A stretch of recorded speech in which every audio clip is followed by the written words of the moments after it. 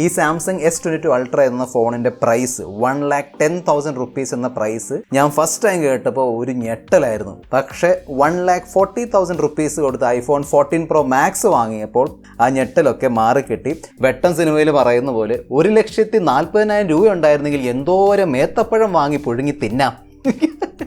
ആ ഒരു അവസ്ഥയാണിപ്പം. So unboxing video വരാൻ വൈകി, സോറി. കാരണം ഈ വെറും പെട്ടി തുറക്കലും പിന്നെ ഡെമോൺസ്ട്രേഷൻ മാത്രം കാണിക്കാൻ താല്പര്യമില്ലായിരുന്നു. അത് ഓൾറെഡി ഒരുപാട് വീഡിയോസിലുണ്ട്.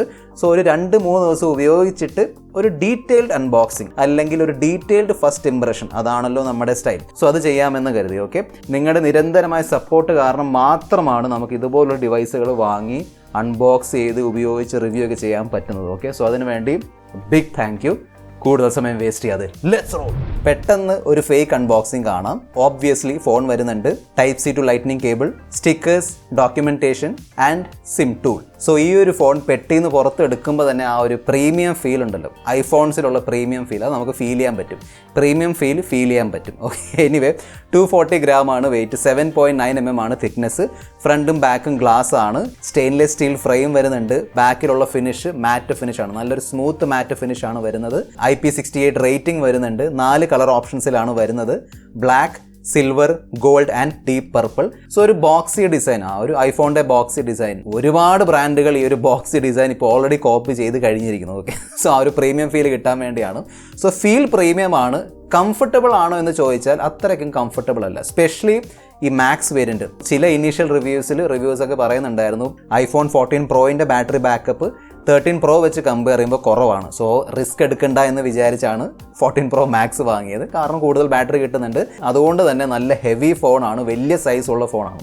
സോ നമ്മുടെ S22 അൾട്ര നോക്കുകയാണെങ്കിൽ രണ്ടും പലകയാണ് കേട്ടോ, പക്ഷേ ആ ഷേപ്പിൽ വ്യത്യാസമുണ്ട്. സോ ഇത് കുറേ നേരം ഇങ്ങനെ കയ്യിൽ പിടിക്കുമ്പോൾ നമുക്ക് ആ ഒരു അൺകംഫർട്ടബിൾ ഫീൽ വരും. കാരണം ഈ എഡ്ജ് നല്ല ഷാർപ്പാണ്, അത്യാവശ്യം ഷാർപ്പ് എഡ്ജാണ് വരുന്നത്. ഇവിടെ കുറച്ചും കൂടി ഒരു കേർവ്ഡ് ഡിസൈനാണ് കൊടുത്തിരിക്കുന്നത്. പേഴ്സണൽ പ്രിഫറൻസ് ആണ്, 80% ആളുകൾ കവർ ഇട്ടാണ് ഫോൺസ് ഉപയോഗിക്കുന്നത്. അങ്ങനെയാണെങ്കിൽ പിന്നെ ഈ ഒരു ഫോണിൻ്റെ ആ ഒരു ഷാർപ്പ് എഡ്ജ് നമുക്ക് അത്രയ്ക്കും ഫീൽ ആവില്ല, ഇതിൻ്റെ കർവ് എഡ്ജും ഫീൽ ആവില്ല. സിംഗിൾ സിം സ്ലോട്ടാണ് വരുന്നത്. സെക്കൻഡറി കണക്ഷൻ എടുക്കാൻ വേണ്ടി ഈ സിം ഇൻസ്റ്റാൾ ചെയ്യേണ്ടി വരും. ഓക്കെ, മിക്കവാറും ഈ ഒരു ഫിസിക്കൽ സിം ഉണ്ടല്ലോ, അതിപ്പോൾ US എന്തായാലും ഇല്ല, ഈ വർഷം അത് എടുത്ത് കളഞ്ഞു. മിക്കവാറും ഇൻ്റർനാഷണൽ ഗ്ലോബലി അവർ എടുത്ത് കളയാൻ ചാൻസ് ഉണ്ട്. Because Apple is moving towards portless iPhone. അതായത് ഹെഡ്ഫോൺ ജാക്ക് എടുത്ത് മാറ്റി, ഇപ്പം സിം ട്രേ എടുത്ത് മാറ്റി, പതുക്കെ എല്ലാം എടുത്ത് മാറ്റും. ചാർജിങ് പോർട്ട് സർവത്ര ഒന്നും ഉണ്ടാവില്ല, പോർട്ട്ലെസ് ഐഫോൺ ആയിരിക്കും. 6.7 ഇഞ്ച് സൈസുള്ള 1290x2796 പിക്സൽ റെസൊല്യൂഷനുള്ള ഒരു ഡിസ്പ്ലേ ആണ് വരുന്നത്. അതായത് ഫുൾ HD പ്ലസും അല്ല, എന്നാൽ 2K അല്ല, രണ്ടിൻ്റെ നടുക്കാണ്. Okay, LTPO super retina XDR OLED display ആണ് വന്നിരിക്കുന്നത്. HDR support, 120 Hz refresh rate വരുന്നുണ്ട്, ഡോൾബി വിഷൻ സപ്പോർട്ട് ചെയ്യുന്നുണ്ട്. 2000 നിറ്റ്സിൻ്റെ പീക്ക് ബ്രൈറ്റ്നസ് ആണ് കൊടുത്തിരിക്കുന്നത്. അതായത് നമ്മളിത് പുറത്ത് കൊണ്ടുപോകുമ്പോൾ, വെയിലത്തൊക്കെ കൊണ്ടുപോയി പിടിക്കുമ്പോൾ ഉണ്ടല്ലോ, ആ ഒരു ഡിസ്പ്ലേ തെളിഞ്ഞങ്ങ് വരും, നമുക്ക് അറിയാൻ പറ്റും. അത്യാവശ്യം നല്ല ബ്രൈറ്റ്നസ് ഉണ്ട്. എനിക്ക് തോന്നുന്നു കണക്കെടുത്ത് നോക്കുകയാണെങ്കിൽ ദി മോസ്റ്റ് ബ്രൈറ്റ് ഡിസ്പ്ലേ ആയിരിക്കും ഇൻ എനി സ്മാർട്ട് ഫോൺ. ഞാൻ എടുത്തു പറയേണ്ട ആവശ്യമില്ല, വളരെ നല്ല ഡിസ്പ്ലേ ആണ് കൊടുത്തിരിക്കുന്നത്. ഓക്കെ, സ്പെഷ്യലി HDR കണ്ടന്റ് ഒക്കെ കാണുമ്പോൾ അതിൻ്റെ ഫീല് അത് വേറെയാണ്. വളരെ നല്ല ഡിസ്പ്ലേ ആണ് കൊടുത്തിരിക്കുന്നത്. പിന്നെ ഡോൾബി വിഷൻ സപ്പോർട്ട് ചെയ്യുന്നുണ്ട്. സോ നെറ്റ്ഫ്ലിക്സിലൊക്കെ നിങ്ങൾക്ക് ഡോൾബി വിഷൻ വീഡിയോ ഒക്കെ ആസ്വദിക്കാൻ പറ്റും. ഈ iPhone 14 Pro Maxൻ്റെ ഡിസ്പ്ലേക്ക് ചുറ്റിപ്പറ്റിയുള്ള ചില കാര്യങ്ങളുണ്ട്, അതെന്തായാലും ഡിസ്കസ് ചെയ്തേ പറ്റും. ഓക്കെ, ഫസ്റ്റ് ആണ് ഓൾവേസ് ഓൺ ഡിസ്പ്ലേ. അതായത് നമ്മൾ വർഷങ്ങളായിട്ട് ആൻഡ്രോയിഡ് ഫോൺസിൽ ഉപയോഗിക്കുന്ന ഒരു ഫീച്ചറാണ് ഓൾവേസ് ഓൺ ഡിസ്പ്ലേ. പല രീതിയിലും പല സൈസിലും ഷേപ്പിലൊക്കെ വരുന്നുണ്ട്. ഐഫോൺസിൽ ഫസ്റ്റ് ടൈമാണ് ഈ ഓൾവേസ് ഓൺ ഡിസ്പ്ലേ ഫീച്ചർ വന്നിരിക്കുന്നത്. അതും only for Pro and Pro Max. അതും 14 Pro and 14 Pro Max ഈ രണ്ട് ഐഫോൺസിൽ വരുന്നുള്ളൂ. കാരണം ആപ്പിൾ ഇത് 1 Hz വെച്ചിരിക്കുന്നത്. സോ ഇതിൽ LTPO 2 ഡിസ്പ്ലേ ഉള്ളതുകൊണ്ട് ഇതിന് 1 Hz to 120 Hz റിഫ്രഷ് ചെയ്യാൻ പറ്റും. അതുകൊണ്ടാണ് ഇവിടെ മാത്രം ഉള്ളത്. ഓക്കെ, ഒരു തരത്തിൽ ഇതിനെ ബ്രൈറ്റ്നസ് കുറഞ്ഞ ലോക്ക് സ്ക്രീൻ എന്നൊക്കെ പറയാൻ പറ്റും. ഫോർ എക്സാമ്പിൾ, ഇതാണ് ലോക്ക് സ്ക്രീൻ. നമ്മൾ പവർ ബട്ടൺ പ്രസ് ചെയ്യുമ്പോൾ ഇതാണ് ബേസിക്കലി ഓൾവേസ് ഓൺ ഡിസ്പ്ലേ.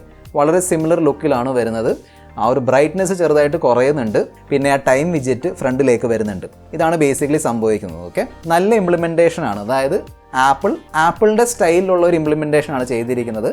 എനിക്ക് അങ്ങനെ വലിയ കംപ്ലയിൻസ് ഒന്നുമില്ല. പക്ഷേ ആകെയുള്ളൊരു കംപ്ലയിൻ്റ് ആണ് ഇതിൻ്റെ പവർ കൺസംഷൻ. പല iPhone 14 Pro യൂസേഴ്സിന് 14 Pro Max പിന്നെ ഭയങ്കരമായ ബാറ്ററിയൊക്കെ ഉള്ളതുകൊണ്ട് അത് ഓഫ്സെറ്റ് ആവും. പക്ഷേ 14 Proയിൽ ക്ലിയർ ആയിട്ട് ഇതിൻ്റെ ഒരു ബാറ്ററി ഡ്രെയിനേജ് അല്ലെങ്കിൽ ബാറ്ററി യൂസേജ് കാരണം, ഡ്രെയിനേജ് എന്ന് പറയില്ല, ബാറ്ററി യൂസേജ് കാരണം ബാറ്ററി ബാക്കപ്പ് നല്ലോണം കുറയുന്നുണ്ട്. എനിക്ക് തോന്നുന്നു അതിനുള്ള മെയിൻ കാരണമാണ് ഇതിൻ്റെ ബ്രൈറ്റ്നസ്. നല്ല ബ്രൈറ്റാണ് ഈ ഒരു ഓൾവേസ് ഓൺ ഡിസ്പ്ലേ. ഇത് നമ്മുടെ ഡിസ്പ്ലേയുടെ ഓട്ടോ ബ്രൈറ്റ്നസ്സുമായിട്ട് കണക്ട് ചെയ്ത് വെച്ചിരിക്കുകയാണ്. അതായത് നമുക്ക് ചുറ്റും നല്ല വെളിച്ചം ഉണ്ടെങ്കിൽ എന്ന് പറഞ്ഞാൽ നിങ്ങൾ പകൽ സമയത്ത് മുറിയിൽ ഇരിക്കുകയാണ്, നല്ല വെളിച്ചം, നല്ല വെയിൽ കയറുന്നുണ്ട്, നല്ല വെട്ടം ഉണ്ടെങ്കിൽ അങ്ങനെയാണെങ്കിൽ ഓട്ടോമാറ്റിക്കലി ഓട്ടോ ബ്രൈറ്റ്നസ് അനുസരിച്ച് ബ്രൈറ്റ്നസ് കൂടും. അതനുസരിച്ച് ഓൾവേസ് ഓൺ ഡിസ്പ്ലേയുടെ ബ്രൈറ്റ്നസ്സും കൂടുന്നുണ്ട്. അതുകൊണ്ട് തന്നെ ആയിരിക്കും മിക്കവാറും. കാരണം ഈ ഫോൺ ഇങ്ങനെ കത്തി കിടക്കും, ഓൾവേസ് ഓൺ ഡിസ്പ്ലേ കത്തി കിടക്കും. സോ ഓൾവേസ് ഓൺ ഡിസ്പ്ലേ ആണോ അതോ ലോക്ക് സ്ക്രീൻ ആണോ, ചിലപ്പോഴേ കൺഫ്യൂഷൻ വരും. ടിം കുക്ക് അണ്ണനോട് സ്നേഹത്തിൻ്റെ ഭാഷയിൽ ഒരു റിക്വസ്റ്റ് ഉണ്ട്. പ്ലീസ് സ്ലൈഡർ ഞാൻ പ്രതീക്ഷിക്കുന്നില്ല, ഐഫോൺ ആയതുകൊണ്ട് ഒരു സ്ലൈഡർ ഞാൻ പ്രതീക്ഷിക്കുന്നില്ല. അറ്റ്ലീസ്റ്റ് ഒരു ടോഗിളിങ്ങിന് തരാം. അതായത് എക്സ്ട്രാ ഡിം അല്ലെങ്കിൽ റിഡ്യൂസ് ബ്രൈറ്റ്നസ് അങ്ങനെ എന്തെങ്കിലും ടോഗിൾ തന്നാൽ കുറച്ചും കൂടി ബാറ്ററി ലാഭിക്കാം. പിന്നെ ഈ ഓൾവേസ് ഓൺ ഡിസ്പ്ലേ ഡയറക്റ്റ്ലി നമുക്ക് കസ്റ്റമൈസ് ചെയ്യാൻ പറ്റില്ല. ലോക്ക് സ്ക്രീൻ കസ്റ്റമൈസ് ചെയ്യാം. അതനുസരിച്ച് ഓട്ടോമാറ്റിക്കലി ഈ ഓൾവേസ് ഓൺ ഡിസ്പ്ലേ കസ്റ്റമൈസ് ആയിക്കോളും. നെക്സ്റ്റ് നമുക്ക് ഈ ഒരു ഫോണിൻ്റെ ഹൈലൈറ്റിംഗ് ഫീച്ചറായ ഈ ഡൈനാമിക് ഐലൻഡ് ഡിസ്കസ് ചെയ്യാം. സോ ഈ ഡൈനാമിക് ഐലൻഡ് ഞാൻ ഫസ്റ്റ് ടൈം കേട്ടപ്പോൾ തന്നെ എനിക്കൊരു ഭയങ്കര ചീസി ഫീലാണ് കിട്ടിയത്. ഭയങ്കര ചീസി പേരാണ്. പക്ഷേ ആപ്പിളിൽ മാത്രം ഇതുപോലുള്ള പേരൊക്കെ ഇട്ട് ഫലിപ്പിക്കാൻ പറ്റുള്ളൂ. അതായത് ഈ ഡൈനാമിക് ഐലൻഡ്, ഫോട്ടോജെനിക് എൻജിൻ. നമ്മളൊരു ഐലൻഡിലേക്ക് എന്തിനാണ് പോകുന്നത്? കറങ്ങാൻ വേണ്ടി പോകും, കുറച്ച് നേരം അവിടെ താമസിച്ചിട്ട് തിരിച്ചു വരും. സെയിം സെറ്റപ്പാണ് ഇവിടെ. അതായത് ചില ആപ്ലിക്കേഷൻസ്, അതായത് ഈ ഡൈനാമിക് ഐലൻഡ് സപ്പോർട്ട് ചെയ്യുന്ന ആപ്ലിക്കേഷൻ നമ്മൾ മിനിമൈസ് ചെയ്യുമ്പോൾ അവിടെ ചെന്ന് കയറും, എന്നിട്ട് അവിടെ നിന്ന് ഇറങ്ങി വരികയും ചെയ്യും. ഫോർ എക്സാമ്പിൾ, നമ്മളിപ്പോൾ ഒരു കോളിലാണ്, ആ കോൾ മിനിമൈസ് ചെയ്താൽ ഓട്ടോമാറ്റിക്കലി അത് ഇങ്ങോട്ട് വന്ന് കയറും. എന്നിട്ട് ടൈമും പിന്നെ നമ്മൾ സംസാരിക്കുമ്പോൾ ആ ഒരു വേവ് ഫോം ഒക്കെ കാണിക്കും. നല്ല കൂളാണ്, കാണാൻ നല്ല രസമുണ്ട്. അതേ രീതിയിൽ അലേർട്ട് സ്ലൈഡർ, നമ്മൾ ഈ ഒരു സ്വിച്ച് ഫ്ലിപ്പ് ചെയ്യുമ്പോൾ അതിവിടെ കാണിക്കുന്നുണ്ട്. മ്യൂസിക് ആപ്ലിക്കേഷൻ, യൂട്യൂബ് മ്യൂസിക് ആണെങ്കിലും സ്പോട്ടിഫൈ ആണെങ്കിലും അതെല്ലാം ഇവിടെ കയറിയിരിക്കുന്നുണ്ട്. സിംഗിൾ ടാപ്പ് ചെയ്യുമ്പോൾ ആപ്ലിക്കേഷൻ ഓപ്പൺ ആവും. പ്രസ് ആൻഡ് ഹോൾഡ് ചെയ്യുമ്പോൾ അതിങ്ങനെ വിഡ്ജറ്റായി മാറും. പിന്നെ നമുക്ക് ഈ വിഡ്ജറ്റ് ഉപയോഗിച്ച് ഫോർവേഡ് ബാക്കും ഒക്കെ ചെയ്യാൻ പറ്റും. ഇനി ഞാൻ ക്ലോക്ക് ആപ്ലിക്കേഷൻ ഓപ്പൺ ചെയ്ത് അവിടെ ടൈമർ സെറ്റ് ചെയ്ത് അതും മിനിമൈസ് ചെയ്താൽ അതും ഇവിടെ ചെന്ന് കയറുന്നുണ്ട്. പക്ഷേ ഈ ഒരു ഡൈനാമിക് ഐലൻഡ് സ്പ്ലിറ്റ് ആവും. നല്ല രീതിയിൽ ഇൻറ്റിഗ്രേറ്റ് ചെയ്തിട്ടുണ്ട്. ആപ്പിൾ മാപ്സ് ഉപയോഗിച്ചാലും അതിവിടെ കാണിക്കും. അതായത് ആപ്പിൾ മാപ്സ് ഓപ്പൺ ചെയ്ത് നമ്മൾ ഏതെങ്കിലും ഒരു ലൊക്കേഷൻ ഇട്ട് കൊടുത്താൽ അതും ദാ ഇവിടെ വരുന്നുണ്ട്. ഗൂഗിൾ മാപ്പിൻ്റെ ഇൻറ്റിഗ്രേഷൻ ഇതുവരെ വന്നിട്ടില്ല. മിക്കവാറും ഗൂഗിൾ അത് അപ്ഡേറ്റിലൂടെ കൊണ്ടുവരാൻ ചാൻസ് ഉണ്ട്. പിന്നെ ഫേസ് ഐ ഡി ഉപയോഗിക്കുമ്പോഴും ഇവിടെ ആനിമേഷൻ വരുന്നുണ്ട്. അതേ രീതിയിൽ മൈക്ക് ആൻഡ് ക്യാമറ ഇൻഡിക്കേറ്റർ ഇവിടെ കൊടുത്തിട്ടുണ്ട്. അങ്ങനെ കുറേ ഫീച്ചേഴ്സ് ഉണ്ട് കേട്ടോ. ആപ്പിൾ അവരുടെ പഴയ നോച്ച് എടുത്ത് മാറ്റിയിട്ട് ഈ ഒരു പിൽ ഷേപ്ഡ് കട്ടൗട്ട് മാത്രം ഇട്ട് തന്നിരുന്നെങ്കിലുണ്ടല്ലോ, എല്ലാവരും പറഞ്ഞു അയ്യേ ഇത് ബോറായിപ്പോയി, അതായത് പണ്ടത്തെ നോച്ച് മതിയായിരുന്നു, ഇതുകൊണ്ട് എന്താണ് ഗുണം, വലിയ യൂസ് ഒന്നുമില്ലല്ലോ, ഇവിടെ ഇങ്ങനെ കിടപ്പുണ്ട്, വലിയ പാട് പോലെ ഇവിടെ കിടപ്പുണ്ട്, വൃത്തികേടാണ്, അങ്ങനെ പറഞ്ഞേനെ.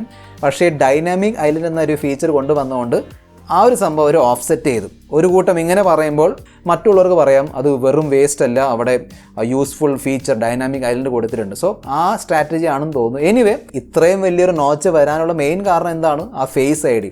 ഫേസ് ഐ ഡി ഒരു രക്ഷയില്ല കേട്ടോ. ലൈറ്റ് ഉണ്ടോ ഇല്ലയോ, ഫ്രണ്ടിനാണോ ലൈറ്റ്, ബാക്കിലാണോ ലൈറ്റ്, ഡസ് നോട്ട് മാറ്റർ. ഒരു രക്ഷയില്ലാത്ത വർക്കിംഗ് ആണ്. വെറുതെ ഒന്നും ചെയ്യേണ്ട. ഇങ്ങനെ നോക്കി അൺലോക്ക് ചെയ്യേണ്ട ആവശ്യമൊന്നുമില്ല. ഇങ്ങനെ എടുത്തിട്ട് ഇതാ സ്വൈപ്പ് അപ്പ് ചെയ്താൽ അപ്പോൾ തന്നെ അൺലോക്ക് ആവും. വളരെ ഫാസ്റ്റാണ്, ഭയങ്കര ഫാസ്റ്റാണ്.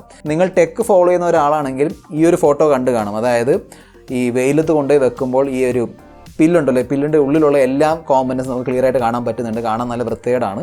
അതങ്ങനെയാണ്. ഇപ്പോൾ നമുക്ക് എന്ത് ചെയ്യാൻ പറ്റും? വീട്ടിനുള്ളിൽ അങ്ങനെ വലിയ പ്രോബ്ലം ആയിട്ട് എനിക്ക് തോന്നിയില്ല. എൻ്റെ പേഴ്സണൽ ഒപ്പീനിയൻ ആണ്. ഓക്കെ, എനിവേ, ഫസ്റ്റ് ടൈമാണ് ഐഫോൺസിൽ 48 മെഗാ പിക്സലിൻ്റെ ക്യാമറ വരുന്നത്, പ്രൈമറി ക്യാമറ.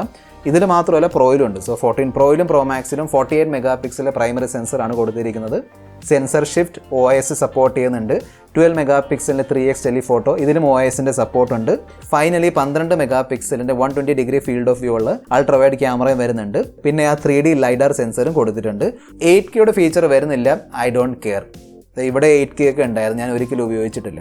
കാരണം 8K വളരെ ഓവർ പ്രോസസ്ഡ് ആയിട്ടാണ് വരുന്നത്. 4K is enough. Smart ഫോൺസിൽ 4K enough ആണ്. 12 മെഗാ പിക്സലിൻ്റെ ഓട്ടോ ഫോക്കസ് സപ്പോർട്ട് ചെയ്യുന്ന സെൽഫി ക്യാമറയാണ് കൊടുത്തിരിക്കുന്നത്. ക്യാമറ പെർഫോമൻസ് എങ്ങനെയുണ്ടെന്ന് ചോദിച്ചാൽ ഒറ്റ വാക്കിൽ പറഞ്ഞു തരാം, റിയലിസ്റ്റിക്. അതായത് ഭയങ്കര റിയലിസ്റ്റിക് പ്രോസസ്സിംഗ് ആണ് നടക്കുന്നത്. ഫോട്ടോസ് ആണെങ്കിലും വീഡിയോസ് ആണെങ്കിലും വളരെ ക്ലോസ് ടു റിയാലിറ്റി ആണ്. It's really nice. The processing is really nice. ഒരുപാട് ഡീറ്റെയിൽസ് എടുത്ത് കാണിക്കുന്നുണ്ട്. ഇനി 13 Pro Max വെച്ച് കമ്പയർ ചെയ്യുമ്പോൾ സെയിം ആണോ, കൂടുതൽ അപ്ഗ്രേഡ് വന്നിട്ടുണ്ടോ, ഐ ഡോണ്ട് നോ. പക്ഷേ ഈ ഒരു ഫോൺ വെച്ച് കിഡിലൻ ഫോട്ടോസും വീഡിയോസൊക്കെ എടുക്കാൻ പറ്റും. സ്പെഷ്യലി വീഡിയോസ് ഒരു രക്ഷയില്ല. I don't think any Android phone can take videos like iPhones. Specially ഈ ഫോണിൻ്റെ വീഡിയോ പെർഫോമൻസും വളരെ നല്ലതാണ്. സെൽഫി ആണെങ്കിലും റിയർ ക്യാമറ ആണെങ്കിലും അടിപൊളി വീഡിയോ പെർഫോമൻസ് ആണ് കിട്ടുന്നത്. ഞാനൊരു കാറിൽ പോയിക്കൊണ്ടിരിക്കുകയായിരുന്നു, ഫ്രണ്ട് സീറ്റിലായിരുന്നു. സോ ഞാൻ വിചാരിച്ചു ഒരു വീഡിയോ എടുക്കാമെന്ന്.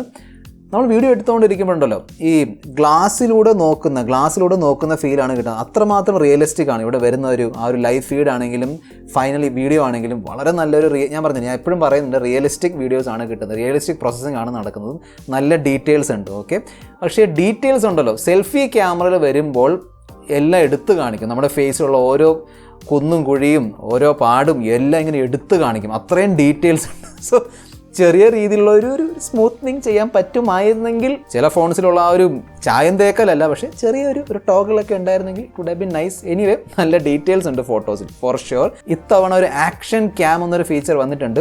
എനിക്ക് തോന്നിയത് ഭയങ്കര സ്റ്റേബിൾ എന്നാണ്. അതായത് അതില്ലാതെ നല്ല സ്റ്റെബിലിറ്റി ഉണ്ട്, പക്ഷേ ഓടിക്കൊണ്ട് വീഡിയോസ് എടുക്കാൻ നോക്കുന്നുണ്ടെങ്കിൽ ആക്ഷൻ ക്യാം വളരെ ഹെൽപ്ഫുൾ ആയിരിക്കും.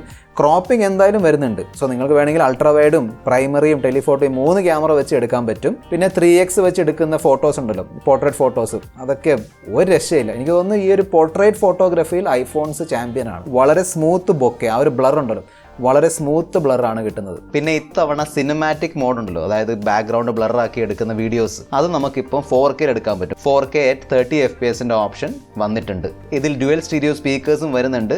നല്ല ക്വാളിറ്റിയാണ്. എപ്പോഴും ഐഫോൺസിൻ്റെ speaker performance will be amazing. അതേ രീതിയിൽ ഈ ഫോണിൻ്റെ സ്പീക്കർ പെർഫോമൻസും ടോപ്പ് ക്വാളിറ്റിയാണ്. ആപ്പിൾ പറയുന്നതനുസരിച്ച് ഈ ഫോണിലുള്ള ചിപ്സെറ്റ് ആണ് വേൾഡ്സ് മോസ്റ്റ് പവർഫുൾ അല്ലെങ്കിൽ വേൾഡ്സ് മോസ്റ്റ് ഫാസ്റ്റ് ചിപ്സെറ്റ്.